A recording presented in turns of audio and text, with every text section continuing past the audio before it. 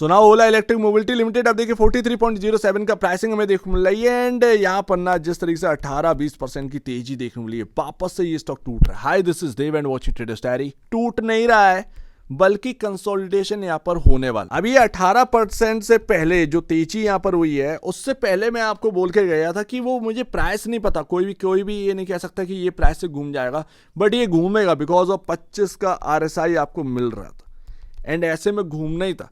तो आपका जो 18% की तेजी बनी वो 25 का RSI जो आपका हाईली ओवरसोल्ड जोन था उसकी वजह से एकदम से तेजी आई, ट्रिगर किया एंड वो 39.81 के अराउंड से किया।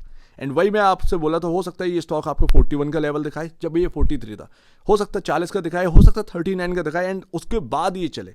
तो वो क्वार्टरली नंबर्स एंड यहाँ पर आपका RSI काफी इंपॉर्टेंट बैठ गया, ओवरसोल्ड जोन में था तो उसकी वजह से यहाँ पर ना काफी हुआ एंड क्वार्टरली नंबर्स क्वार्टर दर क्वार्टर बेसिस पर अच्छे आ गए, सो दैट एकदम से मूव बन गया। तो ये बात यहाँ पर है, बट टेक्निकल कहाँ ले जाओगे, इंपॉर्टेंट जगह से ये टूटा है 46.28, ये इंपॉर्टेंट था एंड 47 पर आपका RSI था एंड मेरा आपसे कहना था कि ये 48 के ऊपर टिकने तो दो, उसके बाद यहाँ पर ना आप देखिएगा, बट वो टिक नहीं पाया। इंटरडे में अगर आप देखेंगे नेक्स्ट डे से ही यहाँ पर सेलिंग आ गई, टिक नहीं पाया। ये मूविंग एवरेज है, 50 डे में है, इसके ऊपर टिक नहीं पाया एंड वही प्रॉब्लम कर गया। बट अभी अगर आप देखेंगे तो अभी भी स्टिल ध्यान रखिएगा 41.70 मोस्ट इंपॉर्टेंट लेवल है, जो चार्ट पर ये जो पैटर्न बना है ना उसका मिड पॉइंट है। तो ये मिड पॉइंट जो है ना वो 41.70 का आपको देखने को मिल रहा है। उसके बाद आपका यहां पर जो है देखने को मिलता है ये आपका 39.70 के अराउंड का, ये आपका लोएस्ट लेवल है, ठीक है। अब अगर ये 41.70 और 39.70 अगर ये टूट जाता है, ये ₹2 की जो रेंज है अगर ये ब्रेक कर जाती है तो फिर ये काफी नेगेटिव होगा। लेकिन जब तक ये स्क्रीन पर है आपको नेगेटिव नहीं होना है, बिल्कुल भी नेगेटिव नहीं होना है। अभी ये आपका 14 जुलाई को यहां पर ना तेजी बनी थी, ठीक है, 18-20% की जो भी है तेजी आपकी बनी। आपका 25 से ना RSI पता है कितना कल पहुंच गया था, 60 पर। सिर्फ इंटरडे में बता रहा हूं, इंटरडे में इतना तेज यहां पर ना आपका एक स्टॉक जो है उछलते हुए नजर आया एंड उसकी वजह से जो ओवरसोल्ड जोन था उससे सीधा न्यूट्रल जोन में आप पहुंचे। अभी यहां पर ना कल जो क्लोजिंग हुई है आपकी गिरावट के साथ 49.92 का यहां पर ना RSI की वैल्यू पर क्लोजिंग हुई है। उसके साथ साथ आप ध्यान रखिएगा आज जो 2-3% डाउन है तो ये 47 के अराउंड आपका जो है RSI चल रहा होगा एंड ये न्यूट्रल वैल्यू है, ध्यान रखिएगा।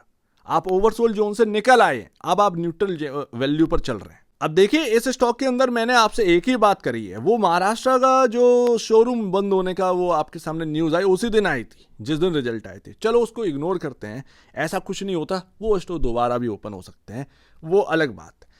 मैंने आपसे एक ही बात कही, इस स्टॉक के अंदर अगर आपको देखना है, नजर रखनी है तो भाई आप 2 महीने या 6 महीने का नजरिया नहीं रख सकते। आप ट्रेडिंग कर सकते हैं वगैरह वगैरह, बट अगर आपने लॉन्ग टर्म लिया है इस स्टॉक को तो फिर आपको 5 से 7 साल इसमें देने होंगे। नई कंपनी है, बहुत सारी चीजें देखना है।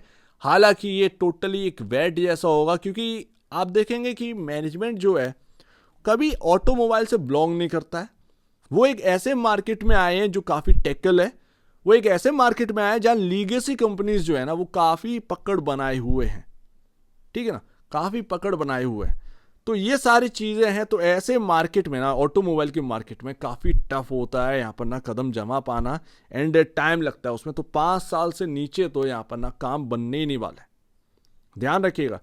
मतलब 1.5-2 साल तो कंपनी को ही यहाँ पर ना सेटल करने में, सही तरीके से यहाँ पर सारी चीजें समझने में टाइम लगने वाला है एंड उसके बाद आप देखिएगा, क्योंकि नेट प्रॉफिट जरूरी है। आप लॉस मेकिंग कंपनी कब तक चलते रहेंगे, ठीक है ना, तो वो वैल्यू नहीं मिलेगा।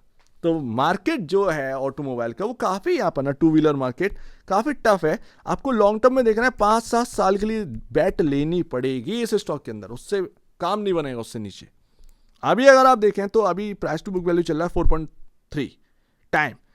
बुक वैल्यू आपका नीचे आ चुका है, ये क्वार्टरली नंबर्स के बाद बुक वैल्यू नीचे आई है 10.69 रुपए का यहाँ पर ना बुक वैल्यू रह गया है। एंड अगर वहाँ का देखेंगे तो 4.03 टाइम चल रहा है। स्टिल अभी भी कह सकते हैं ये काफ़ी हाई है। मुझे हीरो मोटोकॉर्प जो है वो मिल रहा है इसी जगह पर, इसी प्राइस टू बुक वैल्यू के अराउंड।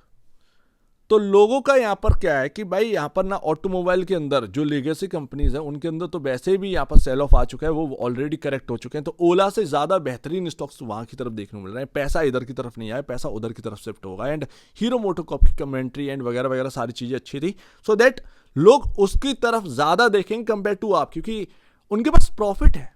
उनके पास भी एथर जैसा यहाँ पर ना कंपनी है जो कि उनका सपोर्ट कर रही है।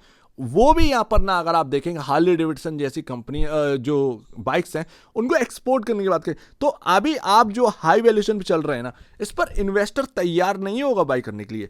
मेरा अभी भी मानना है कि भाई जो अभी जो प्राइस चल रहा है वो खराब नहीं है। ये 40 रुपए के आसपास जो है वो खराब नहीं है, लेकिन बेस्ट प्राइस आपका वही मिलेगा जब ये price to book value 2.3 2.5 time यहां पर ना आपका मिल रहा होगा। ठीक है ना, यानी कि ये आराम से यहां पर ना 26-27 के आसपास ये बेस्ट कहीं ना कहीं रह सकता है। उसमें आपका क्या होगा, अब ये आप ये मत समझिएगा कि आपने 40 पर ले लिया तो आप सोच रहे हो कि ये नेगेटिव बोला, नहीं नहीं नहीं नहीं, क्योंकि आप जो कंपनी में कदम रख रहे हैं, जिस स्टॉक के अंदर कदम रख रहे हैं, उस कंपनी के अंदर अभी कुछ है नहीं है। वो अभी लॉस मेकिंग कंपनी है और वो किसी और सेक्टर से बिलोंग नहीं करती, वो एक ऐसे सेक्टर से बिलोंग करती है काफ़ी टफ है। तो ये बात आपको समझनी पड़ेगी। 100 पर भी लोग चिल्ला रहे थे 700 जाने वाला है, 150 पर भी लोग चिल्ला रहे थे, वो सब गलत हो गए एंड अभी भी लोग गलत हो जाएंगे। लेकिन अब यहाँ पर ना ये जो 40 रुपए के आसपास का भाव देखने को मिल रहा है, ये अब बहुत अच्छे प्राइसेस में गिना जाएगा। तो अगर आपने इधर भी इन्वेस्ट कर रखा है कोई प्रॉब्लम नहीं है, लंबे नजर से सोचिए।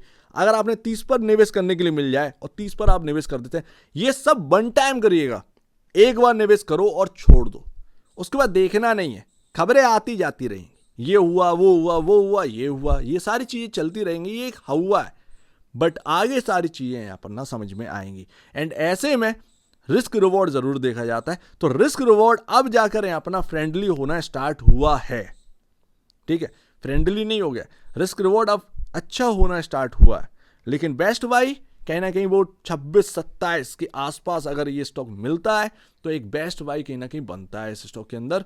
तब यहाँ पर ना बुक वैल्यू आपका वो 2.3 2.5 टाइम यहाँ पर देखने को मिलेगा, तो वो आपको काफ़ी ज़्यादा यहाँ पर ना रिस्क रिवॉर्ड देगा। बस इतनी सी बात है, वो मिलेगा या नहीं मिलेगा पता नहीं है, बट अगर मिल जाए तो वो बेस्ट बाई के अंदर कहीं ना कहीं आ सकता है। उसके बाद लंबा नज़रिया सोचिए, उसके बाद आपका ना एक जो बाई होगा वो मार्केट कैप भी तो कम होगा, जो लो मार्केट कैप है उस पर आपकी एंट्री हो जाएगी। तो ये सारी चीजें ना आपका फेवर करेंगी, फेवर में आपका ना आपका आ जाएगा, तो ये रिस्क रिवॉर्ड आपका ना बहुत फेवरेबल हो जाए। एंड देखना इतना आसान नहीं है मार्केट कैप को कैप्चर करना। आपका 20,000 करोड़ के आसपास का मार्केट कैप है, ठीक है।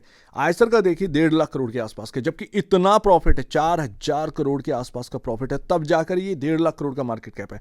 TVS 1,37,000 crore, hero MotoCorp 4,000 crore का जो प्रॉफिट है साल का, और मार्केट कैप देखो 89,129। आप देखेंगे सबसे ऊपर आता है बजाज ऑटो, क्योंकि ये एक्सपोर्ट भी करते हैं। टीवीएस भी एक्सपोर्ट करता है, इसीलिए टीवीएस की वैल्यू इतनी है, अदरवाइज इतना वैल्यू नहीं होता। समझ रहे हो? तो ये आपको मैं समझाने की कोशिश कर रहा हूं कि ये टू व्हीलर का मार्केट कैप या वैल्यू है ना, वो इतनी आसानी से मार्केट जो है वो आपको देता नहीं, इतना आसानी से देता नहीं है। एंड आप सोच रहे हैं कि ईजिली मिल जाएगा, तो ये पॉसिबल नहीं होता है, ठीक है। तो इस पर थोड़ा सा यहाँ पर ध्यान दीजिए। अब इनका यहाँ पर ना वीक इसीलिए देखने को मिल रहा है, ये सब स्टॉक इसीलिए लो मार्केट कैप पर वर्क कर रहे हैं, क्योंकि आप देखेंगे कि कितनी तेजी से चीज़ें बदल रही हैं। कोई एक ना इन्वायरमेंटल फ्रेंडली पर उतर आता है, कोई यहाँ पर कहता है कि नहीं इन्वायरमेंटल फ्रेंडली को कोई हानि नहीं है इतना ज़्यादा।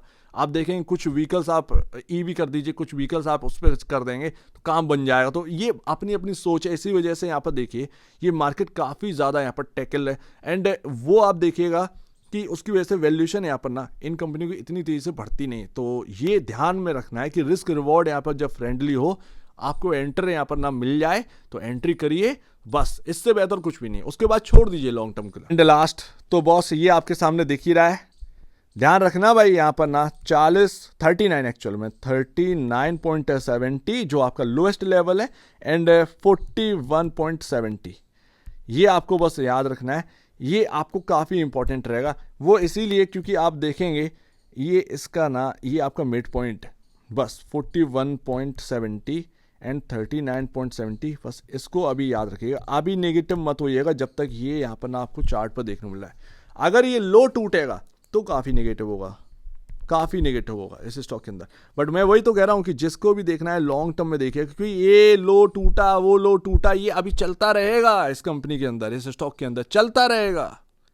आप पकड़ नहीं बना पाएंगे क्योंकि हालात ऐसे हैं, हालात ऐसे हैं। एंड सेक्टर कौन सा है भाई, बहुत टैकल्ड वाला सेक्टर है। सो उम्मीद है काफी कुछ आपको समझ में आया होगा। एक बार निवेश से पहले या बेचने से पहले अपने ब्रोकर एडवाइस से जरूर सलाह लीजिएगा। खुद की स्टडी करेगा, उससे बेहतर कुछ भी नहीं, खुद की स्टडी मस्ट है। तो आप दीजिए मुझे वीडियो देखने की बहुत धन्यवाद दोस्तों।